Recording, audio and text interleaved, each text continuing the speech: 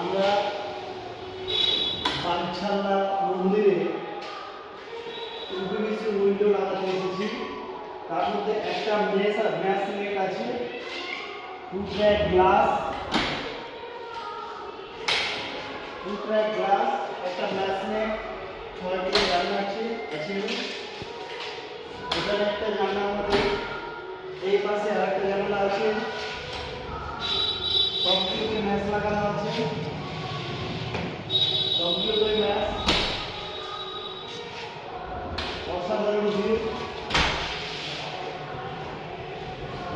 এদিকে আরেকটা জানলা আছে আমাদের, এখানে আরেকটা জানলা।